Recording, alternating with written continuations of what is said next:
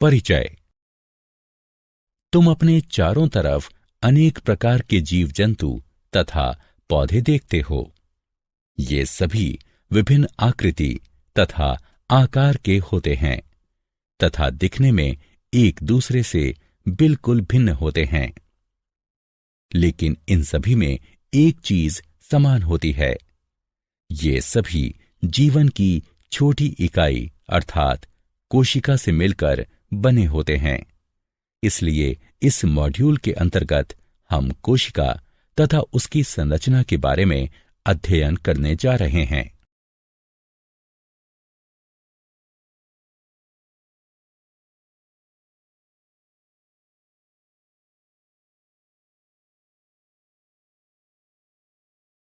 उद्देश्य। इस पाठ के अंत में आप निम्न करने में सक्षम हो जाएंगे: कोशिका तथा उसकी खोज के बारे में जानना, एक कोशिक तथा बहुकोशिक जीवों को परिभाषित करना, कोशिका की संरचना की व्याख्या करना, प्लाज्मा झिल्ली, कोशिका भित्ति, केंद्रक तथा कोशिका द्रव्य की संरचना तथा कार्यों का वर्णन करना। कोशिका का परिचय। कोशिका जीवन की मूलभूत संरचनात्मक तथा क्रियात्मक इकाई है। प्रयोग। प्याज का एक छोटा टुकड़ा लो तथा चिमटी की सहायता से उसकी झिल्ली उतारो। इस झिल्ली को तुरंत पानी वाले वॉच गिलास पर रखो। एक कांच की स्लाइड लो। अब इस पर पानी की एक बूंद रखो तथा वॉच गिलास में रखी झिल्ली के इस छोटे से टुकड़े को इस स्लाइड पर रखो। अब इस टुकड़े पर एक बूंद आयोडीन विलयन की रखकर सुई की सहायता से इसे कवर स्लिप से ढक दो। अब इस स्लाइड को पहले कम शक्ति वाले तथा बाद में अधिक शक्ति वाले संयुक्त सूक्ष्मदर्शी की सहायता से देखो।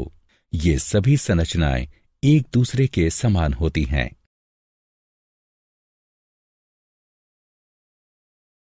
कोशिका की खोज। कोशिका की खोज सर्वप्रथम किसने की? कोशिका की खोज सर्वप्रथम रॉबर्ट हुक ने सन 1665 में की थी। उन्होंने प्राथमिक सूक्ष्मदर्शी की सहायता से कॉर्क की पतली गांठ का परीक्षण किया तथा पाया कि इनमें अनेक छोटे छोटे प्रकोष्ठ हैं, जिसकी संरचना मधुमक्खी के छत्ते जैसी प्रतीत होती है।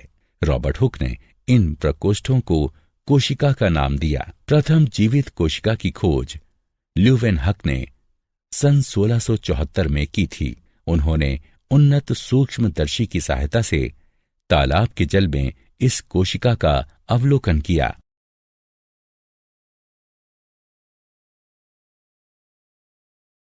उल्लेखनीय वैज्ञानिक रॉबर्ट ब्राउन। सन 1831 में उन्होंने कोशिका के भीतर केंद्रक की खोज की थी। J.E. प्रोकंज। सन 1839 में उन्होंने कोशिका के तरल पदार्थ को प्रोटोप्लाज्म नाम दिया। स्लीडन तथा स्वान सन 1838 तथा सन 1839 में इन दोनों ने कोशिका सिद्धांत को प्रतिपादित किया। इस सिद्धांत के अनुसार सभी पौधे तथा जंतु कोशिकाओं से मिलकर बने हैं तथा कोशिका जीवन की मूलभूत इकाई है। विर्चो। सन 1855 में इन्होंने कोशिका सिद्धांत को आगे बढ़ाया। उन्होंने बताया कि सभी कोशिकाएं पूर्ववर्ती कोशिकाओं से मिलकर बनी होती हैं।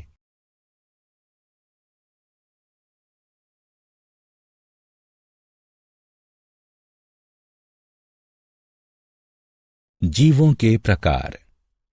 जीव दो प्रकार के होते हैं: एक कोशिक जीव तथा बहुकोशिक जीव। एक कोशिक जीव में एक कोशिका से पूरे शरीर का निर्माण होता है। उदाहरण: अमीबा, क्लेमिडोमोनास, पैरामीशियम तथा बैक्टीरिया। बहुकोशिक जीवों में अनेक कोशिकाएं समाहित होकर विभिन्न कार्यों को संपन्न करने हेतु विभिन्न अंगों का निर्माण करती हैं। उदाहरण कुछ फंजाई यानी कवक, पौधे तथा जंतु। प्रत्येक जीवित कोशिका में कुछ मूलभूत कार्य करने की क्षमता होती है जो सभी सजीवों का गुण है। उदाहरण के लिए हृदय की कोशिकाएं रुधिर को पंप करती हैं, अमाशय की कोशिकाएं भोजन का पाचन करती हैं इत्यादि। प्रत्येक कोशिका के भीतर कुछ निश्चित विशेष घटक होते हैं जिन्हें कोशिका अंगक कहते हैं। प्रत्येक कोशिका अंगक एक विशिष्ट कार्य करता है, जैसे कोशिका में नए पदार्थ का निर्माण, अपशिष्ट पदार्थों का निष्कासन आदि।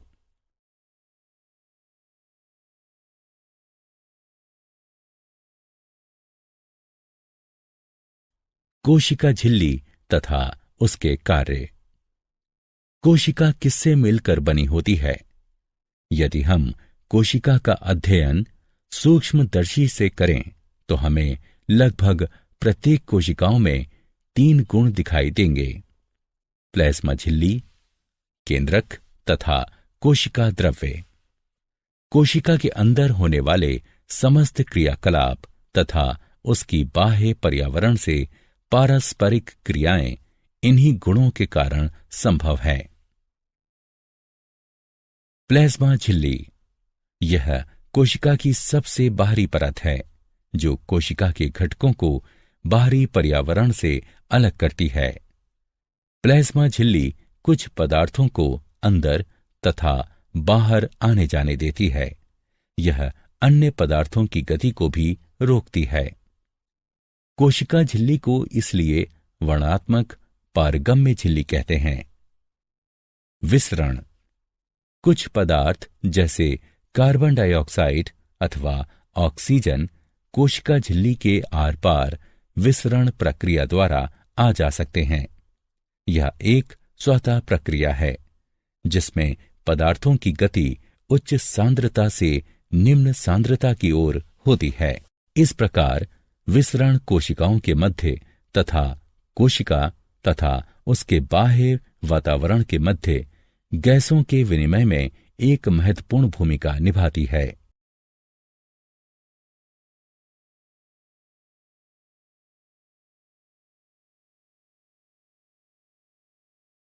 परासरण वर्णात्मक पारगम्य झिल्ली द्वारा जल के अणुओं की गति होने की प्रक्रिया को परासरण कहते हैं। इस प्रकार परासरण में जल के अणु वर्णात्मक पारगम्य झिल्ली द्वारा उच्च जल की सांद्रता से निम्न सांद्रता की ओर गति करते हैं। इस प्रक्रिया में विलयन 3 प्रकार का हो सकता है: अल्प परासरण दाबी विलयन, अति परासरण दाबी विलयन या समपरासारी विलयन। अल्प परासरण दाबी विलयन यदि कोशिका को तनु विलयन वाले माध्यम अर्थात जल में शक्कर अथवा नमक की मात्रा कम और जल की मात्रा ज्यादा है, इसमें रखा जाता है तो जल परासरण विधि द्वारा कोशिका के अंदर चला जाता है तथा कोशिका फूल जाती है। ऐसे विलयन को अल्प परासरण दाबी विलयन कहते हैं। अति परासरण दाबी विलयन यदि कोशिका के बाहर वाला विलयन अंदर के घोल से अधिक सांद्र है तो जल परासरण द्वारा कोशिका से बाहर आ जाता है तथा कोशिका सिकुड़ जाती है। ऐसे विलयन को अति परासरण दाबी विलयन कहते हैं। समपरासारी विलयन यदि माध्यम की सांद्रता ठीक कोशिका की सांद्रता के समान हो तो कोशिका झिल्ली से जल में कोई शुद्ध गति नहीं होती तथा कोशिका का आकार भी वही रहता है। ऐसे विलयन को समपरासारी विलयन कहते हैं।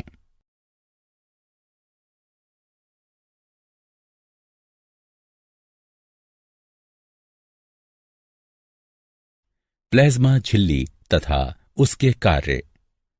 प्लाज्मा झिल्ली के कार्य परासरण द्वारा एक कोशिक स्वच्छ जलीय जीव तथा अनेक पौधों की कोशिकाएं जल ग्रहण करते हैं। पौधों की जड़ों द्वारा जल का अवशोषण भी परासरण का एक उदाहरण है। इस प्रकार विसरण कोशिका के जीवन में जल तथा गैसों के आदान प्रदान की प्रक्रिया में महत्वपूर्ण भूमिका निभाता है। कोशिका अपने पर्यावरण से पोषण भी ग्रहण करता है। विभिन्न अणु एक प्रकार के परिवहन द्वारा कोशिका के अंदर तथा बाहर आते जाते हैं, जिसमें कि एटीपी के रूप में ऊर्जा की आवश्यकता होती है।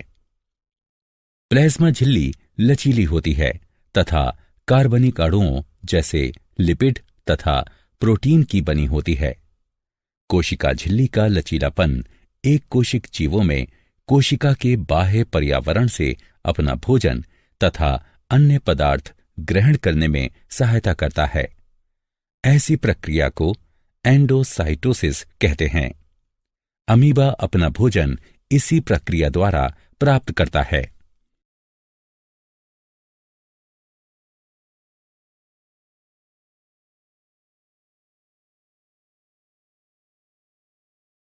कोशिका भित्ति तथा उसके कार्य।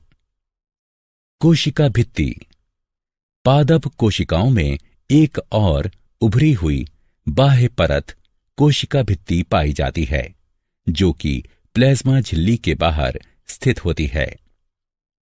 पादप कोशिका भित्ति मुख्य रूप से सेल्यूलोज की बनी होती है। सेल्यूलोज एक बहुत जटिल पदार्थ है और यह पौधों को संरचनात्मक दृढ़ता प्रदान करता है। जब किसी पादप कोशिका में परासरण द्वारा पानी की हानि होती है तो कोशिका झिल्ली सहित आंतरिक पदार्थ संकुचित हो जाते हैं। इस घटना को जीव द्रव्य संकुचन कहते हैं। कोशिका भित्ति के कार्य।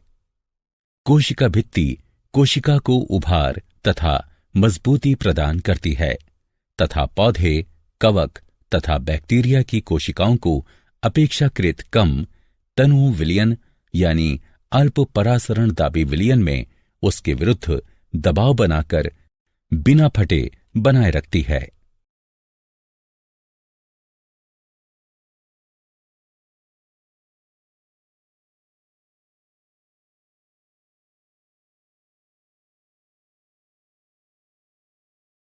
केंद्रक तथा उसके कार्य। केंद्रक केंद्रक के चारों तरफ दोहरी परत का एक स्तर होता है, जिसे केंद्रक झिल्ली कहते हैं। केंद्रक झिल्ली में छोटे छिद्र होते हैं, जिसमें से होकर केंद्रक का पदार्थ केंद्रक के बाहर अर्थात कोशिका द्रव्य में जा पाता है।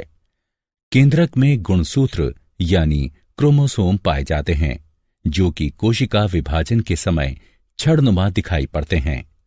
गुणसूत्र यानी क्रोमोसोम में आनुवांशिक गुण होते हैं, जो डीएनए यानी डीऑक्सी राइबोन्यूक्लिक अम्ल के रूप में माता पिता से उनके संतति में जाते हैं। गुणसूत्र यानी क्रोमोसोम डीएनए तथा प्रोटीन के बने होते हैं। डीएनए के क्रियात्मक खंड को जीन कहते हैं। कोशिका जब विभाजित होने वाली होती है तब ये गुणसूत्र क्रोमेटिन पदार्थ के रूप में व्यवस्थित हो जाते हैं। कुछ जीवों जैसे बैक्टीरिया में कोशिका का केंद्रीय क्षेत्र बहुत कम स्पष्ट होता है, क्योंकि इसमें केंद्रक झिल्ली नहीं होती है। ऐसे जीवों को प्रोकैरियोट कहते हैं। जिन जीवों की कोशिकाओं में केंद्रक झिल्ली होती है उन्हें यूकैरियोट कहते हैं। केंद्रक के कार्य। केंद्रक कोशिकीय जनन में महत्वपूर्ण भूमिका निभाता है, जिसके अंतर्गत एक अकेली कोशिका विभाजित होकर दो नई कोशिकाओं का निर्माण करती है। यह कोशिकीय क्रियाकलापों को भी नियंत्रित करता है।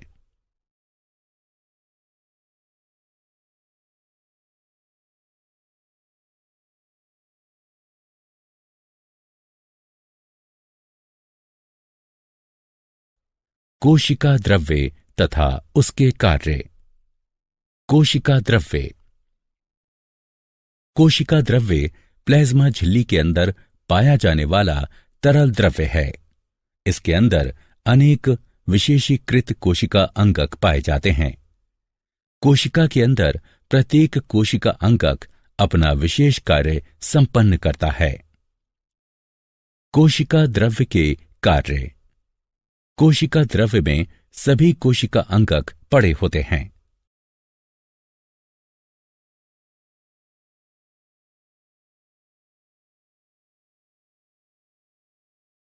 सारांश। आइए हमने जो कुछ सीखा है उसे संक्षेप में दोहराएं। कोशिका की खोज सर्वप्रथम रॉबर्ट हुक ने 1665 में की थी। एकल अथवा अनेक कोशिकाओं की उपस्थिति के आधार पर जीव दो प्रकार के होते हैं, एक कोशिक जीव तथा बहुकोशिक जीव।